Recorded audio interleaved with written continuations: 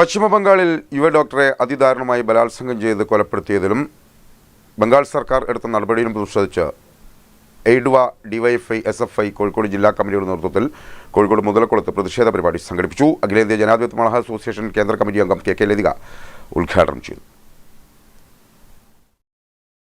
പശ്ചിമബംഗാളിൽ യുവ ഡോക്ടറെ അതിദാരുണമായി ബലാത്സംഗം ചെയ്ത് കൊലപ്പെടുത്തിയതിലും സർക്കാർ എടുത്ത നടപടിയിലും പ്രതിഷേധിച്ചാണ് എയ്ഡ്വ ഡിവൈഎഫ്ഐ എസ്എഫ്ഐ എന്നിവർ സംയുക്തമായി കോഴിക്കോട് ജില്ലാ കമ്മിറ്റികളുടെ നേതൃത്വത്തിൽ മുതലക്കുളത്ത് പ്രതിഷേധ പരിപാടി സംഘടിപ്പിച്ചത്.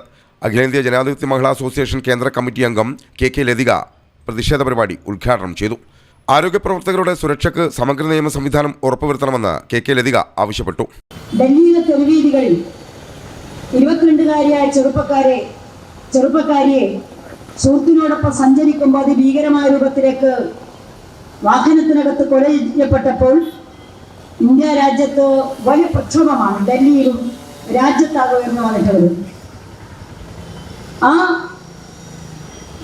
പീഡിപ്പിക്കപ്പെട്ട പെൺകുട്ടിയുടെ പേര് നമ്മൾ പറയാറുള്ളത് നിർഭയ എന്നുള്ളതാണ്.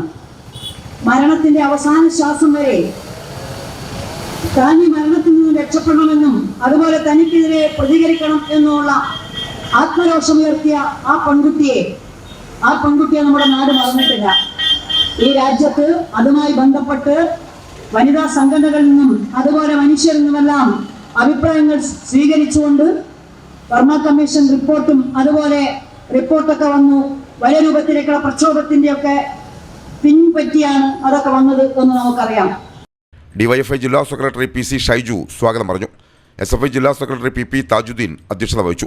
എയ്ഡ്വ സംസ്ഥാന കമ്മിറ്റി വൈസ് പ്രസിഡന്റ് കാനത്തിൽ ജമീല MLA, ഡിവൈഎഫ്ഐ ജില്ലാ പ്രസിഡന്റ് LG ലിജീഷ്, എയ്ഡ്വ ജില്ലാ സെക്രട്ടറി കെ പുഷ്പജ, എസ്എഫ്ഐ ജില്ലാ പ്രസിഡന്റ് TP അമൽരാജ്, എയ്ഡ്വ ജില്ലാ പ്രസിഡന്റ് D ദീപ തുടങ്ങിയവർ സംസാരിച്ചു.